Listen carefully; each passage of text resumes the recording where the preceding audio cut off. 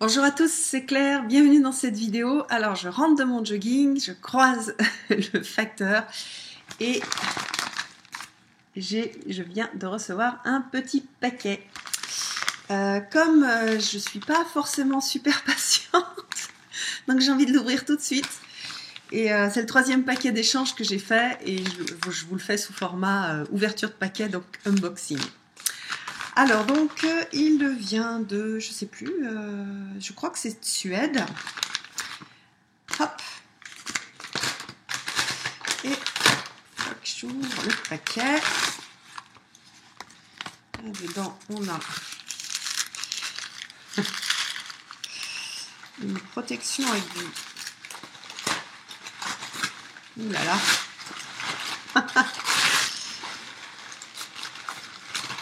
Et voilà. Ah, le Spirit Speak Tarot. Ah, la boîte est toute petite. Je vais vous montrer par rapport à une boîte. Attendez, une boîte française. Ah, par rapport à une boîte d'oracle. Je le savais ça. Hein. Donc c'est tout mignon. Ensuite, hop, on ouvre. On a des jolies petites fleurs. Bon, à l'intérieur, c'est noir. Ah, et on a, regardez les suites sur les côtés de la boîte. Hop, et après on ouvre, on a un petit carnet. Et des cartes, donc qui sont des cartes de format poker. Ah, et elles sont brillantes en fait, elles font plastifier. Ah tiens, je ne m'attendais pas à ça. Alors, regardez comme elle est jolie la boîte. C'est joli, hein. Alors, c'est un tarot auto-publié de Marie-Elisabeth Evans, je crois. Qu'est-ce qui est écrit derrière? Voilà, Marie-Elisabeth Evans, qui habite en Californie.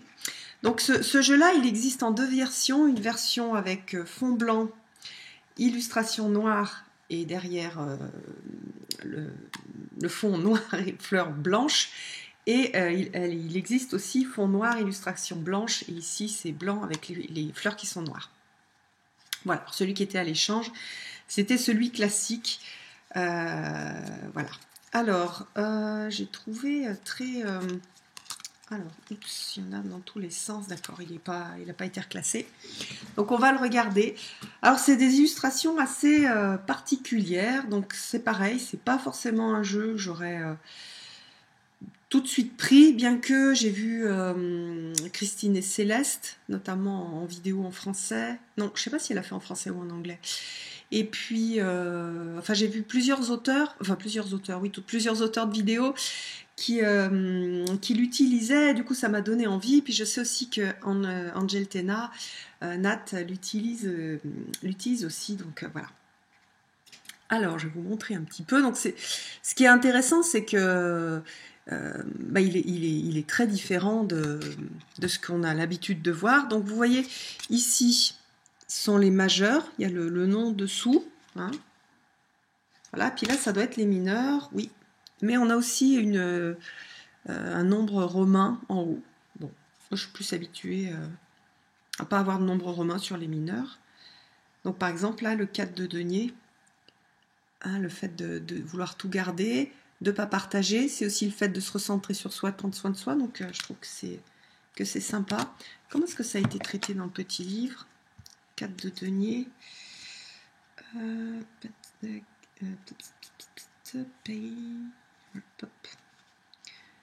Ah, regardez à l'intérieur, c'est vachement mignon. C'est écrit à la main. Après, c'est plus difficile pour les gens qui ne sont pas anglo-saxons, parce que déjà, ils ont une façon d'écrire les lettres qui n'est pas tout à fait la même que la nôtre.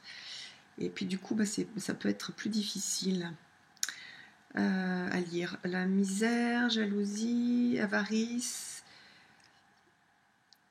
You are caught up in obsession with possession. You have to let go of your coins to continue on your path. D'accord, donc c'est super traditionnel. On voit pas apparemment, il n'y a pas l'aspect lumineux et l'aspect sombre dans toutes les cartes. Qu'est-ce qu'on peut voir? Par exemple, on regardera d'autres cartes. Enfin, je regarderai. Allez, on va continuer à regarder. Alors là, c'est le 5.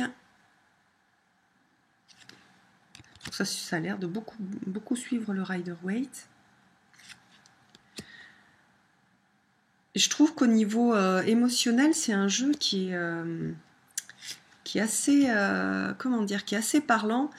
Il parle pas mal à l'inconscient. Bien qu'il ait peu de choses, il y a quand même des choses. Il y a des symboles qui sont assez sympas. Hein, l'ermite, j'aime bien avec l'escargot, le fait que c'est pas une phase rapide, on passe pas par la phase de l'ermite, vite fait, bien fait, c'est lent. Et là, on a focalise sur l'étoile. Je vais regarder la signification.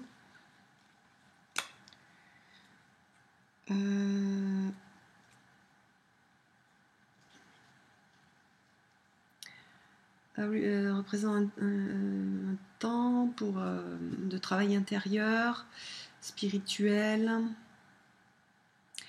Le personnage crée une étincelle magique et en même temps le montre. Donc les yeux mystified, complètement, comment dire, écarquillé en fait devant le fait de découvrir son propre pouvoir. Alors, les escargots. Ah oui, ça représente le fait de rester en soi, d'accord, à l'intérieur, dans un endroit cosy. Oui, c'est vrai aussi. C'est sympa, très sympa. J'aime bien parce qu'il y a une grande originalité dans la représentation, même si ça suit le Rider-Waite. On a des dessins qui font qui sont assez particuliers. Hein.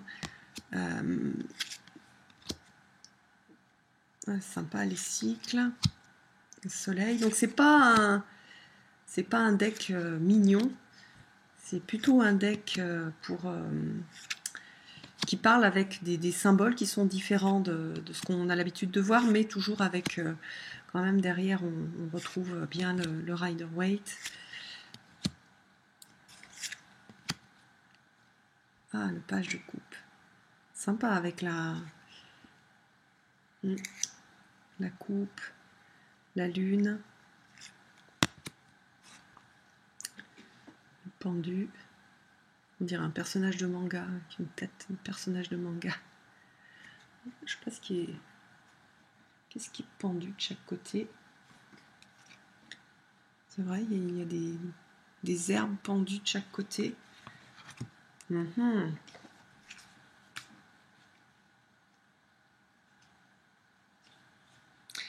Alors, lâcher prise. Besoin de sacrifier quelque chose auquel on tenait. Sometimes I see this card as someone who bends over.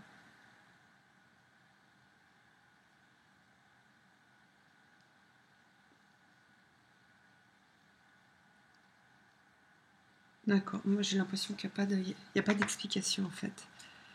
Ça représente en fait certainement les arbres qu'on voit parfois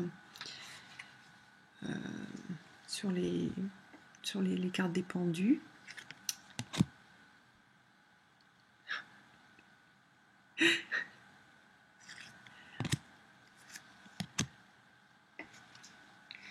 Il y a beaucoup de... Vous voyez par exemple là dans les bâtons, il y a beaucoup de mains.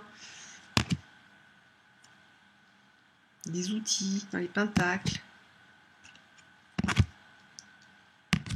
Donc c'est de l'art moderne, c'est pas, on n'est pas sur des cartes avec des représentations artistiques classiques, on est plus sur de la symbolique.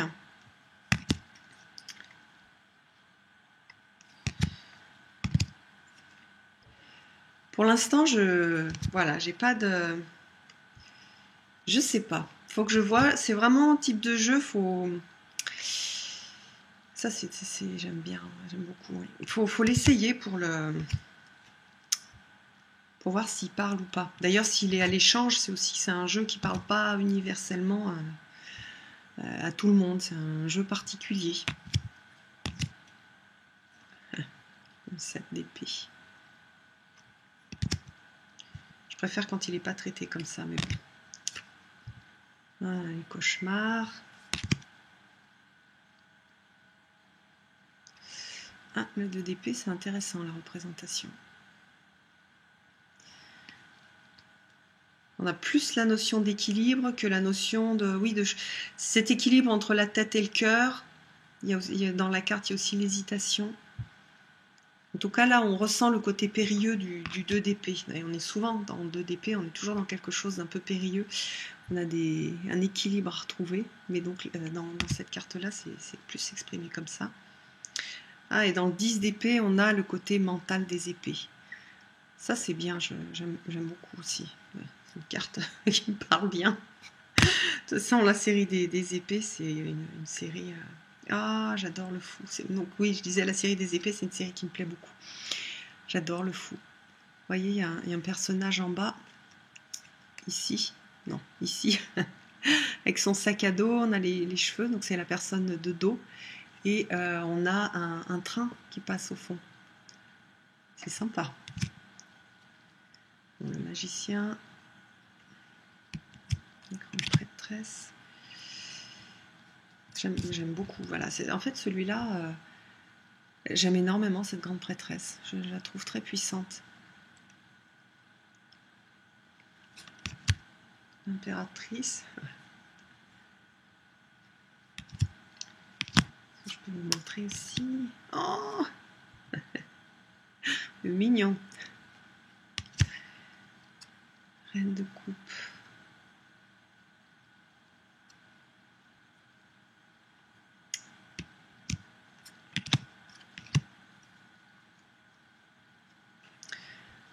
Voilà, le fait d'être épuisé, d'en avoir trop fait, ça te donnait trop de responsabilités, de porter trop de choses. Bon bah là, du coup, elle les porte plus, elle est en train de les lâcher.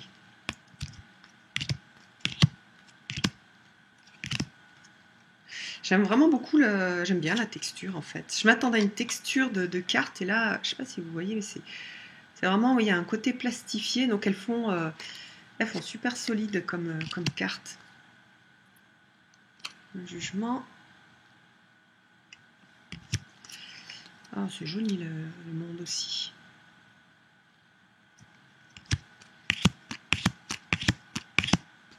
Les amoureux.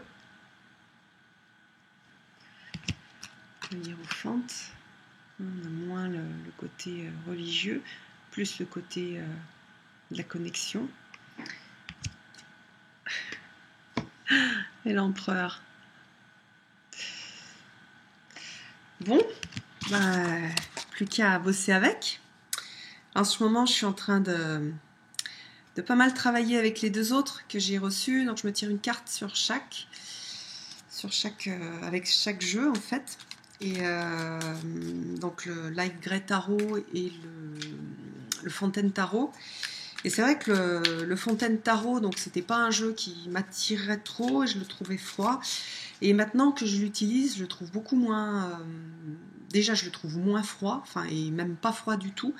Et au contraire, je trouve que c'est un jeu où il se dégage une certaine douceur et une certaine tendresse. Donc, en fait, je fais vraiment des jolis tirages avec. Et le Light Grey, c'est pareil, je trouve super intéressant. Bon, le Little White Book, il n'est pas pas terrible. Bon, j'en ai pas besoin, mais... Voilà, et puis le fait, quand on fait un tirage par jour, quand on a des illustrateurs différents, c'est sympa de savoir, de se dire, bah, je ne sais pas quel type d'illustration je vais avoir, je ne sais pas quel type d'énergie va m'apporter la carte, parce qu'en fonction des illustrateurs, un 4 de bâton, il ne va pas apporter exactement la même énergie, donc je trouve ça sympa. Allez, on va se tirer une petite carte. Quel message est-ce qu'il a à nous transmettre, le Spirit Speak?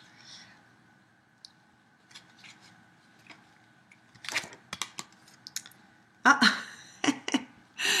la grande prêtresse. Ah, donc il a ce côté mystérieux. Ah, du coup, je vais vous traduire en petit Pas très bien le texte hein, en direct. Les secrets, la gardienne des secrets. La grande prêtresse sait ce que... connaît les mystères véritables de l'univers. Donc on a ce côté, bon c'est assez long donc je peux pas vous le traduire au fur et à mesure, mais oui on a ce côté voilà d'énergie de grande prêtresse dans ce jeu-là, d'intuition et enfin de connexion au mystère, donc voilà, c'est pas mal du tout, c'est un beau message. Je vous remontre le dos qui est très joli. Voilà, je vous ferai une review un peu mieux quand je l'aurai, enfin un peu plus détaillée quand j'aurai travaillé avec. Et je vous donne rendez-vous pour une prochaine vidéo. À bientôt!